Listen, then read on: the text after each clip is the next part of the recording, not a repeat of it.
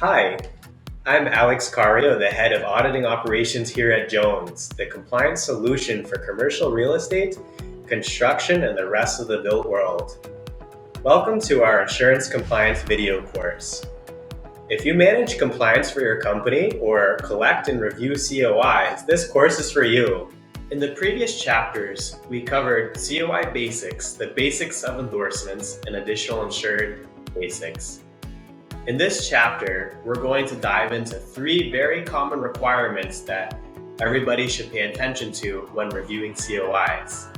They are Waiver Subrogation, Primary Non-Contributory, and 30 Days Notice of Cancellation. The first insurance requirement that we're going to cover today is Waiver Subrogation. This is a very common insurance requirement that we're finding in around 70% of insurance requirements. A Waiver of Subrogation is the mechanism in which an insurer gives up its right to subrogate. So what does it mean to subrogate? To subrogate is to recover funds paid out on an insurance claim by turning around and suing a negligent third party. If you're a landlord or a property manager, you do not want your insurance company to get subrogated. That's why you're going to request a waiver of subrogation from your tenants and vendors. It prevents tenants and vendors insurers from subrogating your insurance company, because when this happens, your premium is going to rise. So there's 3 different ways that we can find out whether a waiver of subrogation requirement is satisfied.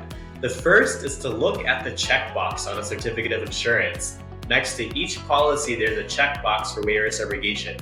If you see a check mark or a Y or an X in this box, that means there's a waiver of subrogation for that policy. You're also going to be able to find information about waivers of subrogations in the free text box towards the bottom of the COI, known as the description of operations box. This is the box where the insurance broker writes out any kind of information that they want you to know that's not covered above. You're going to check here to see if the word waiver of subrogation is written to know that there's a waiver of subrogation. If you see the waiver of subrogation in the description of operations box, it's important to consider what policy is this waiver of subrogation for. If the requirement is that there's a waiver of subrogation for general liability and you find information only about a waiver of subrogation for auto liability, that's not going to work. The last place that we're going to check for a waiver of subrogation to be evidenced is an endorsement. An endorsement is a separate page apart from a COI that has evidence of some provision or coverage. In this case, we're going to look for a separate page that has information about a waiver of subrogation. The word waiver of subrogation will be written in the title, subtitle, or in the body text of the endorsement. The second requirement that we're going to cover today is primary non-contributory. This is a very common insurance requirement that we find in around 40% of insurance requirements. Sometimes when there's an accident, multiple insurance policies could cover the same accident's claims. When that happens, there needs to be a system to decide who is going to pay and how much. That's where primary non-contributory comes in. Primary means that the insurance policy will be the first to pay out in the event of a claim. Non-contributory means that they are not going to seek contributions from other insurance companies. This provision is important because if you're a landlord or a property manager, you do not want your tenant or vendor's COIs to be excess. You want their insurance policies on the COI to be primary, because if they're excess, they're going to seek contributions from your insurance policies. That means your premiums will rise. That's why it's important to ask that your tenants and vendors evidence a primary non-contributory status for their insurance policies. There's 2 places that we're going to check if the primary non-contributory requirement is satisfied. The first is that description of operations free text box. Here the broker may put information about primary non-contributory status of an insurance policy. The second place that we're going to check if there is primary non-contributory status of a policy is in an endorsement. An endorsement, again, is a separate page. So we're going to look for a separate page apart from the COI that has the words primary non-contributory. It could appear in the title or in the body text. The third requirement that we're going to cover today is the 30 days notice of cancellation.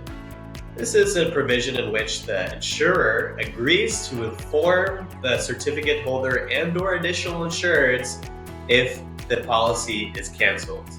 This is very important because an insurance policy could be canceled at any time, even after the vendor or tenant evidences their insurance to the landlord or property manager. When that happens, there's no coverage for the event of an accident happening during the course of the job. That's why it's very common for property managers and insurers to require that tenants and vendors evidence a notice of cancellation. This is a free text box where the broker may note information about a cancellation period. The most common cancellation period is 30 days, but there may also be a cancellation period of 60, 90 days, 10, 15. If the notice of cancellation period is greater than the requirement, that's totally fine. If it's less than the requirement, then the requirement is not met.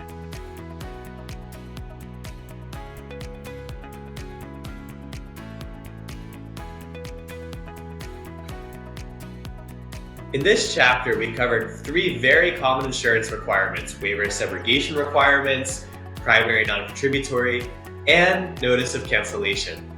In the next chapter, we're going to dive into property insurance. See you there!